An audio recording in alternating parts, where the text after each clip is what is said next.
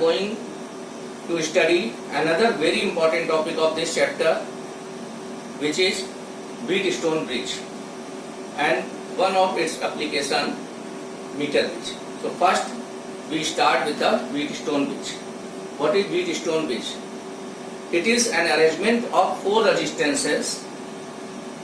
With the help of this arrangement, we can find out the value of resistance of a given wire.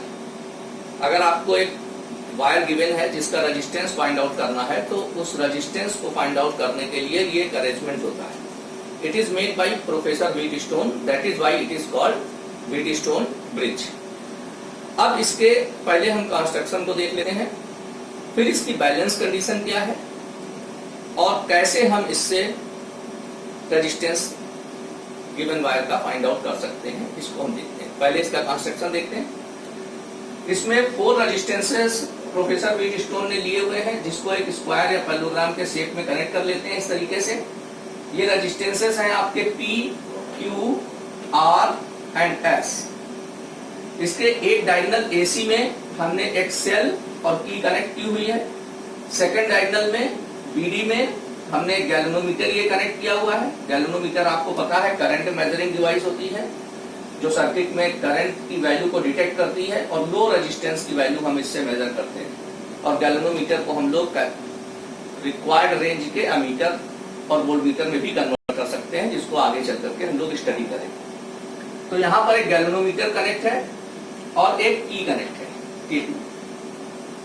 तो ये हमारा Wheatstone bridge का एक diagram बना हुआ है. व्हीटस्टोन ब्रिज का ये सर्किट बना हुआ है. अब इसमें जो ये आपकी P और Q रेजिस्टेंसेस हैं, तो इसमें P R, ये जो आर्म है AB और ये जो BC है, इसको हम रेशियो आर्म बोलते हैं. S यहां पर हमारा अननोन रेजिस्टेंस होगा और S के साथ में एक रेजिस्टेंस R और लगा हुआ है. जब ये ब्रिज बैलेंस सिचुएशन में होता है तो गैल्वेनोमीटर में कोई भी करंट फ्लो नहीं होती है. गैल्वेनोमीटर में कोई भी करंट फ्लो नहीं होगी और इसका जो पॉइंटर है वो 0 मार्क पर दिखाई देगा. गैल्वेनोमीटर में जो का कंस्ट्रक्शन ऐसा होता है कि सेंटर में 0 होता है और इधर लेफ्ट और राइट में नंबर्स लिखे होते हैं और ये पॉइंटर होगा. तो ये पॉइंटर आपका सेंटर पर 0 के सामने आएगा. इसका मतलब है कि इस ब्रांच में कोई भी करंट फ्लो नहीं होगी. और आपको मालूम है कि अगर कोई वायर है उसके दोनों एंड के क्रॉस करंट फ्लो नहीं हो रही है, तो ये उसी कंडीशन में पॉसिबल होता है जब वायर के दोनों एंड का पोटेंशियल सेम हो. तो बैलेंस सिचुएशन में आपकी गैल्वेनोमीटर में जो करंट आ रही है IG, ये 0 होगी. तो B और D पॉइंट का पोटेंशियल क्या होगा? सेम होगा. अब जैसे यहां से सेल से करंट आपकी I जा रही थी, ये आपकी करंट यहाँ पर आ गई, ये जंक्शन पॉइंट आ गया. तो यहाँ से करंट 2 पार्ट में डिवाइड हो गई थी. I1 इधर चली गई, I2 इधर चली गई. अब ये जो करंट यहाँ से I1 आ रही है, सपोज ये यहाँ पर आ रही, तो ये फिर एक जंक्शन पॉइंट है. यहाँ से फिर 2 रास्ते आपको नजर आ रहे हैं. तो एक पार्ट इसका IG गैल्वेनोमीटर में अगर हमने बोल दिया कि जा रहा है, तो इस साइड में जो बचा हुआ पार्ट होगा वो I1 माइनस IG आ जाएगा. अब ये करंट IG इसमें गैल्वेनोमीटर के थ्रू आ रही थी जब ये ब्रिज बैलेंस नहीं था, उस कंडीशन की बात हो रही है. और I2 इसमें ये आ रही है और ये I2 और IG दोनों मिल करके S में आ जाएंगी. और जब ये यहाँ पर देखिए C पॉइंट पर जब ये आएंगी तो I2 प्लस IG यहाँ आ रही है और I1 माइनस IG यहाँ से आ रही है. ये दोनों जब ऐड होंगी तो IG कैंसिल हो जाएगा और ये I1 प्लस I2 फिर से I बन जाएगा और ये इसमें सेल के निगेटिव टर्मिनल पर आ जाएगी. लेकिन जब ये ब्रिज हमारा बैलेंस सिचुएशन में होता है तो गैल्वेनोमीटर में कोई करंट नहीं जाएगी, मतलब IG हमारा 0 होगा और B और D पॉइंट का पोटेंशियल क्या होगा? सेम होगा. उस कंडीशन में इस ब्रिज की जो ये 2 एडजेसेंट साइड हैं, इन दोनों के रेजिस्टेंस का रेशियो इन 2 एडजेसेंट साइड के रेजिस्टेंस के रेशियो के इक्वल होगा. मतलब P upon Q equal to R upon S होगा. तो बैलेंस कंडीशन व्हीटस्टोन ब्रिज की आपको बहुत ज्यादा क्लियर रहनी चाहिए माइंड में कि बैलेंस सिचुएशंस में क्या होगा कि ये जो बीच वाली साइड है हमारी, ये इस साइड में करंट नहीं होगी तो अगर हम एक रेजिस्टेंस भी यहाँ लगा दें तो उसमें करंट फ्लो नहीं होगी, मतलब वो यूजलेस होगा। आपने इस तरीके की 5 रेजिस्टेंसेस या 5 कैपेसिटेंसेस की प्रॉब्लम्स की होंगी या करेंगे अभी आगे चल करके। स्पेशली कैपेसिटेंस में हम लोग स्टडी भी किए हैं कुछ प्रॉब्लम्स को इस तरीके की, जिसमें हमें इक्विवेलेंस कैपेसिटेंस फाइंड आउट करना था इस तरीके की फिगर्स में ए और सी के क्रॉस। तो ये यहाँ पर जो कैपेसिटर लगा होगा ऐसी सिचुएशंस में वो यूजलेस हो जाएगा अगर ये ब्रिज बैलेंस है।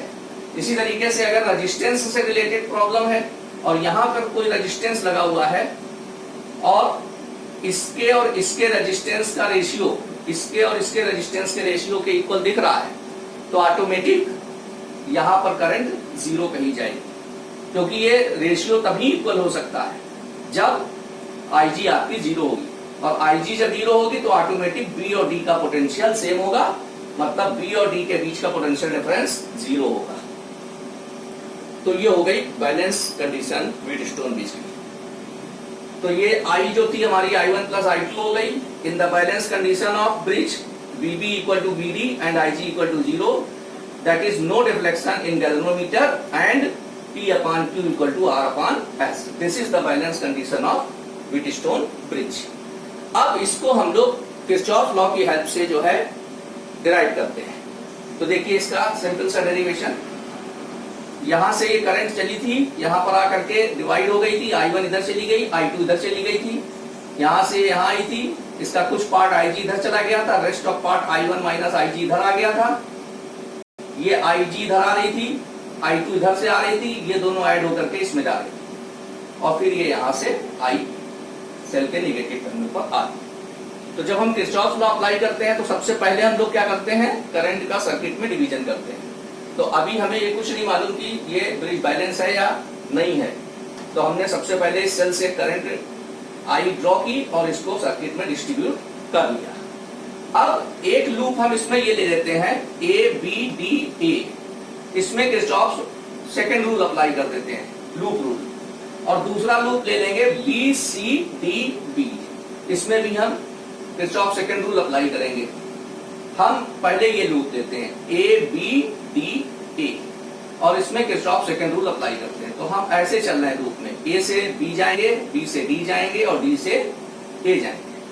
किरचॉफ सेकंड रूल आपको मालूम है कि कोई भी जो क्लोज लूप हम सर्किट में चूज करते हैं उसमें जो करंट और रेजिस्टेंस का जो प्रोडक्ट होता है उनका अलजेब्रिक सम, उस लूप में जो EMF होते हैं सेल्स के, उनके अलजेब्रिक सम के इक्वल होता है।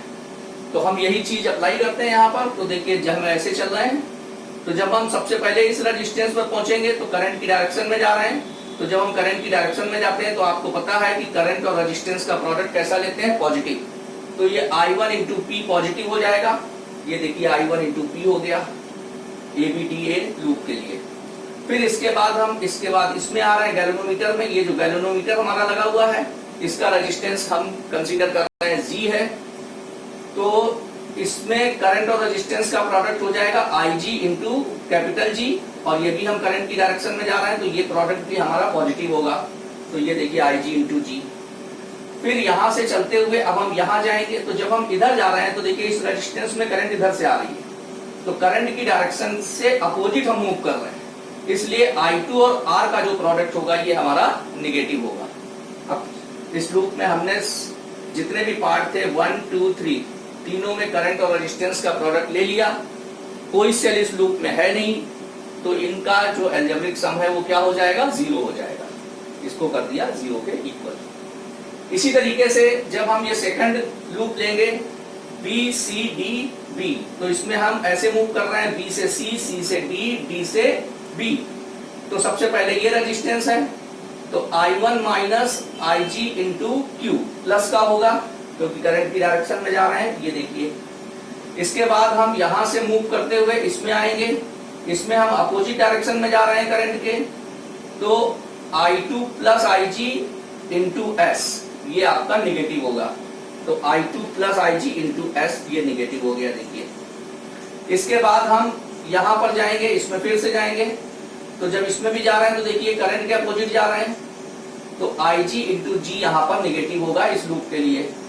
तो minus I G into G equal to क्या हो जाएगा 0, क्योंकि कोई भी सेल इस लूप में भी नहीं है, तो ये इक्वल टू 0 हो गया। अब हम बात करेंगे बैलेंस कंडीशन की। अगर हम ये कह दें अब कि ये ब्रिज बैलेंस सिचुएशन में है, तो बैलेंस सिचुएशन में आई जी क्या होगा 0 होगा। तो ये जो फर्स्ट और सेकंड इक्वेशन हमारी आई है किरचॉफ सेकंड लॉ अप्लाई करने से, इसमें आई जी की वैल्यू हम 0 पुट कर देंगे।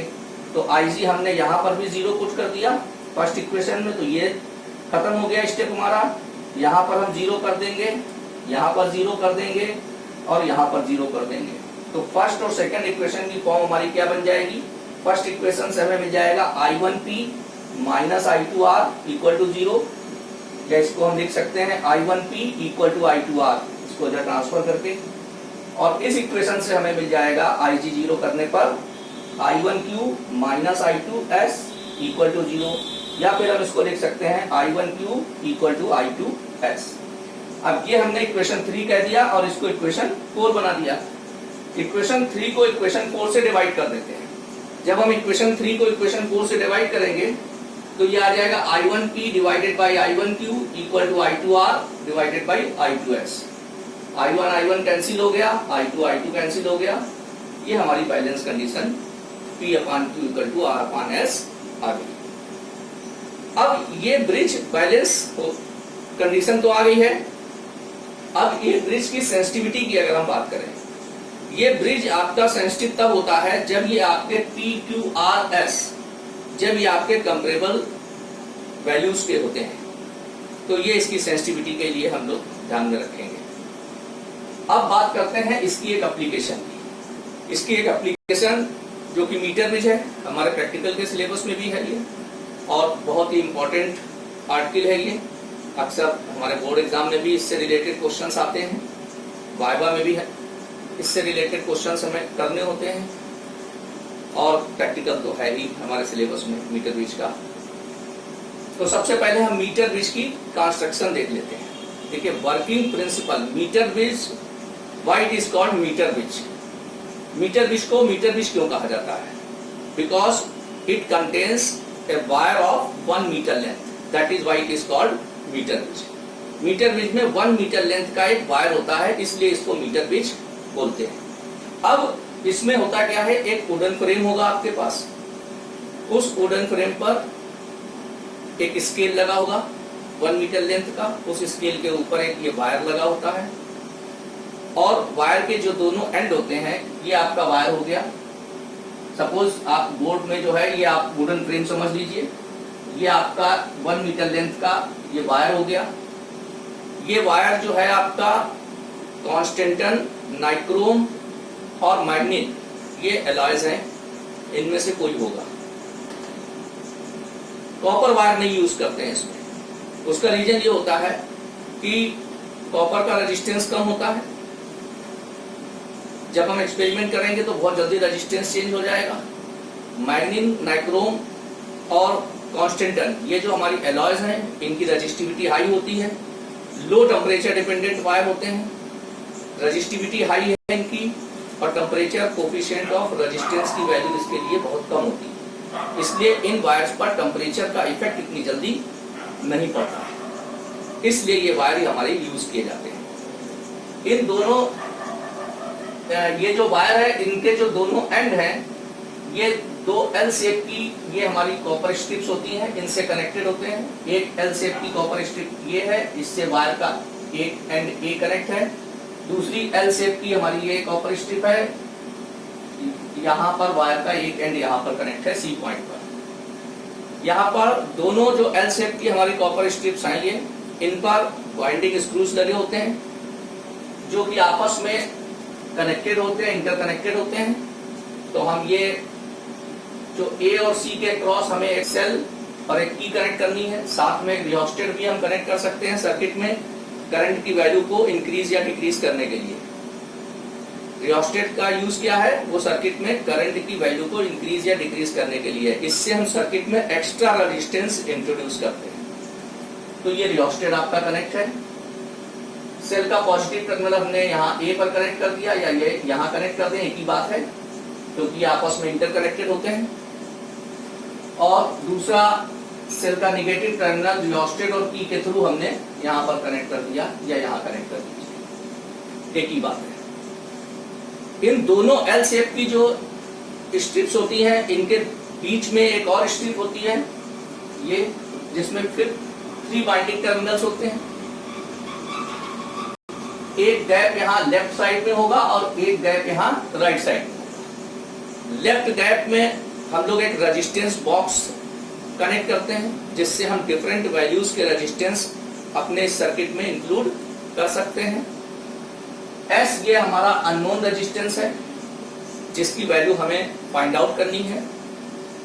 तो ये आपका बेसिक कंस्ट्रक्शन हुआ, और इसमें जो ये टी पॉइंट है, मिड पॉइंट इसका, इससे एक गैल्वेनोमीटर कनेक्ट होता है।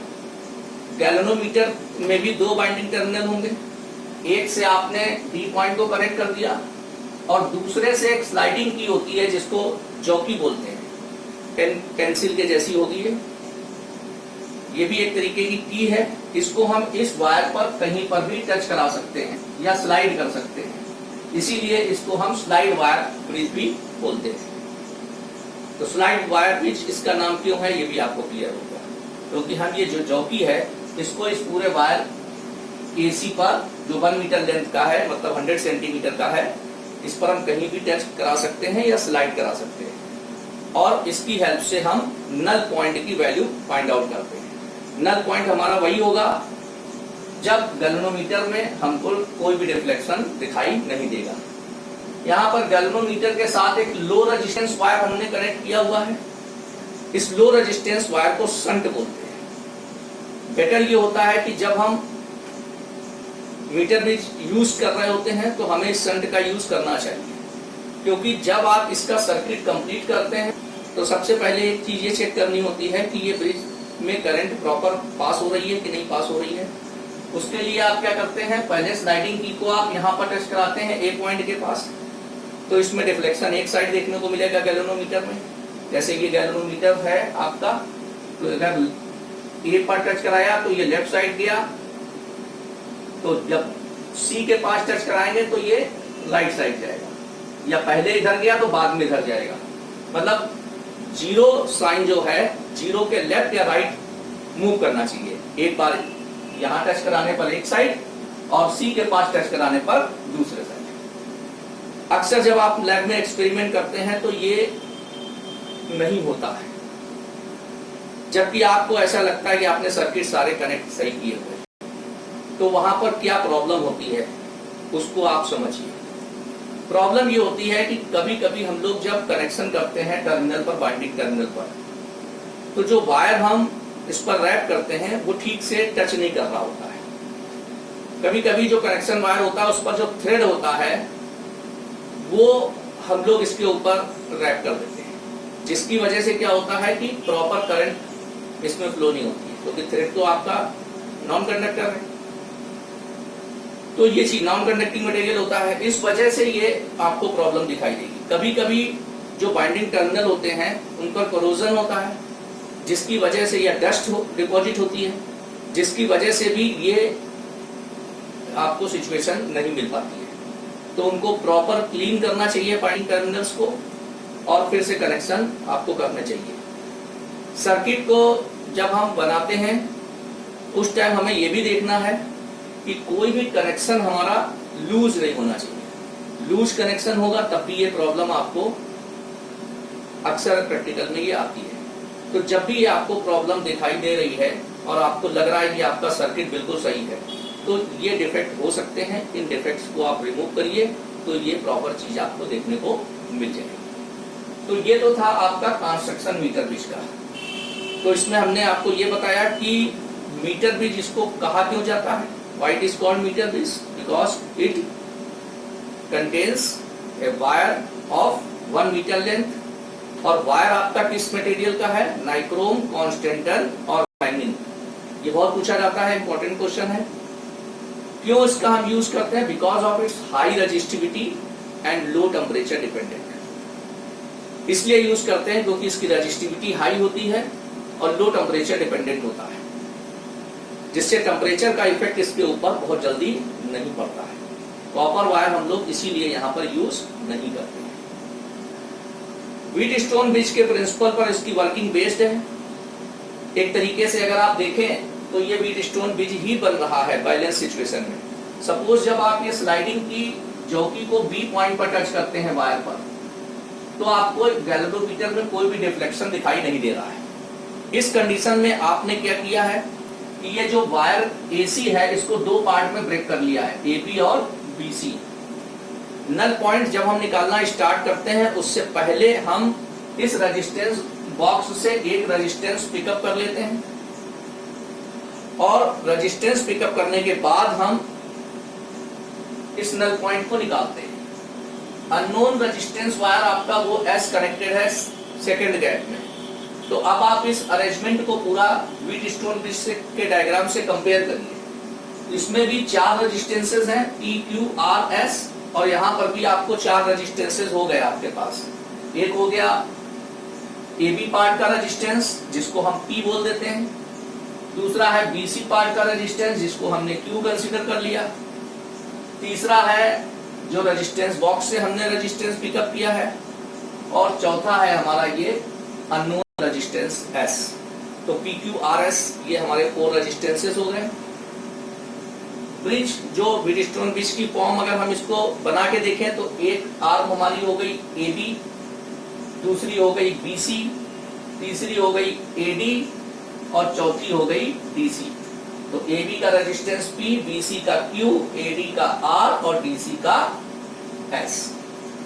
और एक डायगोनल में हमारा ये हो गया सेल और पी विद रियोस्टेट, और सेकंड डायगोनल हो गया हमारा ये बीडी, इसमें गैल्वेनोमीटर। अब बेसिकली यहां बात करते हैं पहले शंट की, कि शंट हमने यूज क्यों किया। देखिए जब अभी हमने आपको बताया कि ये सर्किट का कनेक्शन प्रॉपर है, सर्किट में करंट आपकी प्रॉपर फ्लो हो रही है, इसको चेक करने के लिए हम लोग क्या करते हैं, इस स्लाइडिंग की को हम पहले यहाँ टच करेंगे और फिर सी के पास टच करेंगे। एक बार ए के पास तो गैल्वेनोमीटर में डिफ्लेक्शन एक साइड होगा, सी पर के पास टच करेंगे तो डिफ्लेक्शन अपोजिट साइड होगा। तब हम ये कहते हैं कि ये सर्किट हमारा परफेक्ट है। इसका मतलब इन दोनों के बीच में एक पॉइंट ऐसा होगा जब गैल्वेनोमीटर में कोई भी करंट फ्लो नहीं होगी, वो नल पॉइंट होगा। इस टाइम गैल्वेनोमीटर में करंट निग्लिजिबल होती है या नहीं होती है? ठीक है, नहीं होती है बिल्कुल। लेकिन अगर नल पॉइंट से थोड़ा इधर उधर होंगे तब भी करंट आपकी क्या होगी, कम होगी। लेकिन अगर हम यहां पर और यहां पर सी पर कनेक्ट करेंगे, जब ए और सी के पास में टच कराएंगे जॉकी को, तो हम देखते हैं इसका जो पॉइंटर है बहुत तेजी से डिफ्लेक्ट होता है। इसका मतलब है नियर द ए और near the B, near the C, galvanometer से जो करंट पास हो रही है वो एक हाई करंट पास हो रही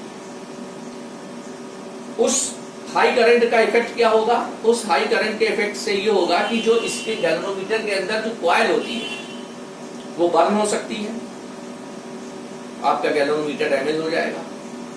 दूसरा इसका डिसएडवांटेज क्या है कि जब हम यहां और वहां ए और सी के पास जल्दी जल्दी इसको टच करेंगे तो इसका पॉइंटर जो है बहुत तेज डिफ्लेक्ट होता है, तो पॉइंटर गैल्वेनोमीटर की वॉल से स्ट्राइक करके डैमेज हो सकता है।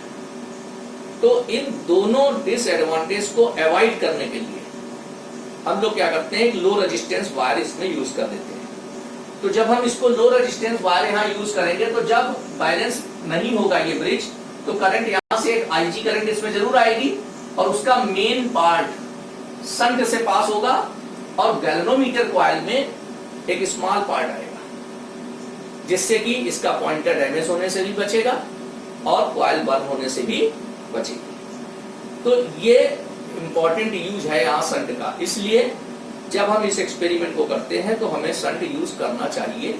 हाँ, ये जरूर है कि जब हम नल पॉइंट के पास पहुंचने लगे तब हम इस शंट को रिमूव कर सकते हैं। अब जो ये अननोन रेजिस्टेंस है इसकी वैल्यू हम लोग फाइंड आउट करते हैं, और ये जो अननोन रेजिस्टेंस वायर जिस मटेरियल का है उसकी रेजिस्टिविटी भी इस मीटर गेज की हेल्प से फाइंड आउट करते हैं। तो देखिए कैसे, हमने ऑलरेडी इसको बता दिया कि इसकी जो वर्किंग है वो व्हीटस्टोन ब्रिज के प्रिंसिपल बेस्ड है। तो व्हीटस्टोन ब्रिज की बैलेंसिंग कंडीशन आपको पता है क्या होती है कि जब हमारी जो जॉकी है ये बी पॉइंट पर टच करेगी और गैल्वेनोमीटर में कोई रिफ्लेक्शन नहीं होगा, तो ए बी पार्ट का रेजिस्टेंस जो P है और BC पार्ट का रेजिस्टेंस जो कि Q है, इन दोनों का रेशियो R और S जो हमारे रेजिस्टेंसेस हैं, इन दोनों के रेशियो के इक्वल होगा और B और D पॉइंट का पोटेंशियल क्या होगा, सेम होगा। तो ये बैलेंस कंडीशन हमें व्हीटस्टोन ब्रिज से पता है। अब अगर ये जो हमारा AC वायर है, इसकी लेंथ हमें पता ही है कि 100 सेंटीमीटर है, मींस 1 मीटर। तो अगर ये जो B नल पॉइंट है, इसकी यहां से डिस्टेंस अगर हम L कंसीडर कर लेते हैं, मतलब AB पार्ट की लेंथ को अगर हम L कंसीडर करते हैं, तो जो BC पार्ट की लेंथ है वो 100 माइनस L हो जाएगी। Suppose A be the area of cross section of this meter bridge wire and rho is the resistivity of the material of this wire. Then we can write the resistance of part AB P equal to rho L upon A. तो AB part का resistance हम लिख सकते हैं P equal to rho L upon A। ये formula आपको पहले से ही पता है, आपने पढ़ रखा है। R equal to rho L upon A होता है। तो R की जगह यहाँ पर AB पार्ट का रेजिस्टेंस क्या है, P, रेजिस्टिविटी रो, AB पार्ट की लेंथ L है और area of cross section A है। इसी तरीके से हम BC पार्ट का रेजिस्टेंस लिख सकते हैं Q equal to rho 100 minus L upon A, क्योंकि BC पार्ट की लेंथ है 100 माइनस L और area of cross section same ही होगा क्योंकि वायर वही है और रेजिस्टिविटी भी सेम होगी क्योंकि वायर वही है। तो इक्वेशन 2 ये हो गई, इक्वेशन 1 ये थी, इक्वेशन 3 ये हो गई। 2 को 3 से डिवाइड कर दीजिए तो P अपॉन Q, जब आप डिवाइड करेंगे तो रो रो कैंसिल हो जाएगा, A कैंसिल हो जाएगा, L अपॉन 100 माइनस L आ जाएगा ये। अब आप क्या करेंगे, P अपॉन Q की ये जो वैल्यू है इक्वेशन नंबर 1 में पुट कर देंगे। तो पुट कर दिया तो P अपॉन Q की जगह L upon 100 minus L equal to R upon S। तो ये S इक्वल टू आ गया R 100 minus L upon L। तो ये अननोन जो वायर था उसका रेजिस्टेंस S आ गया। अब क्या करेंगे, ये जो बाइंडिंग टर्मिनल है यहाँ से इस वायर को निकाल लेंगे हम लोग। इसके बाद मीटर स्केल से इसकी लेंथ को नाप लेंगे और स्क्रू गेज की हेल्प से हम इसका डायमीटर निकाल करके इसकी रेडियस निकाल लेंगे। जब हम इसकी रेडियस R फाइंड आउट कर लेंगे तो इसका area of cross section A dash आपको पता चल जाएगा पाई R स्क्वायर। तो इसका एरिया ऑफ क्रॉस सेक्शन मिल गया रेडियस का मेजरमेंट करने के साथ साथ। इसके बाद इसकी मीटर स्केल से लेंथ नाप लेंगे, वो L डैश हो गई। तो L डैश इसकी लेंथ हो जाएगी। तो रेजिस्टिविटी का फार्मूला हमारा क्या होता है, rho equal to R A upon L। तो R की जगह यहाँ पर क्या है, S है, रेजिस्टेंस S है ना इस वायर का, तो ये S हो गया। A डैश एरिया हो गया अपॉन L डैश। तो rho dash equal to S A dash upon L dash. तो रो डैश इक्वल टू हो गया S pi R square upon L dash. तो ये जो हमारा अननोन रेजिस्टेंस है जिस मटेरियल का बना हुआ है उसकी रेजिस्टिविटी भी फाइंड आउट होकर के आ गई। इस एक्सपेरिमेंट को जब करते हैं तो प्रिकॉशंस आपको क्या क्या रखने पड़ते हैं वो मैंने आपको ऑलरेडी डिस्कस कर दिए हैं। बाइंडिंग टर्मिनल्स आपको देखना है कहीं पर भी लूज कनेक्शन ना हो, कोई डस्ट ना हो, कोरोजन ना हो, ये चीजें हो गई आपकी।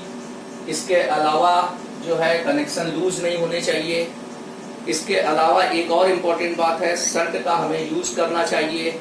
इसके अलावा और एक बात है कि ये जो स्लाइडिंग की है इसको इस पर बहुत ज्यादा रब नहीं करना चाहिए, क्योंकि अगर इसको बहुत ज्यादा रब करेंगे तो ये जो वायर आपने ये लिया हुआ है इसका area of cross section change हो जाएगा और area of cross section change होने से रेजिस्टेंस इसका वेरी कर जाएगा। तो ये कुछ प्रिकॉशंस हैं जिनको हमें इसमें ध्यान रखना चाहिए। और बेटर ये होता है कि जो रेजिस्टेंसेस हमारे हैं वो कंपेरेबल वैल्यू के होने चाहिए, PQRS। ये व्हीटस्टोन ब्रिज की सेंसिटिविटी के लिए बात है। सेंसिटिविटी क्या होगी व्हीटस्टोन ब्रिज की, इसको हमने पहले भी थोड़ी देर डिस्कस किया था, फिर से एक बार बता रहे हैं कि जैसे यहाँ पर आप नल पॉइंट निकाल रहे हैं, तो जब हम नल पॉइंट निकालते हैं तो नल पॉइंट से अगर हम थोड़ा सा भी इधर या उधर जाते हैं, लेफ्ट या राइट, अपनी जो चौकी है इसको स्लाइड करते हैं, तो गैल्वेनोमीटर में अगर एक लार्ज डिफ्लेक्शन आपको दिखाई दे रहा है तो फिर वो आपका ब्रिज जो है ज्यादा सेंसिटिव कहा जाएगा। तो ये हमने आज अभी पूरे डिस्कशन में व्हीटस्टोन ब्रिज आपको डिस्कस किया। व्हीटस्टोन ब्रिज की बैलेंसिंग कंडीशन क्या है उसके बारे में बताया, कैसे इसकी बैलेंसिंग कंडीशन को हम डिराइव करते हैं ये हमने आपको एक्सप्लेन किया, और इसकी एक इम्पॉर्टेंट एप्लीकेशन जो तो मीटर ब्रिज है इसको हमने आपको एक्सप्लेन किया और इसके इम्पॉर्टेंट पॉइंट्स आपको बताए।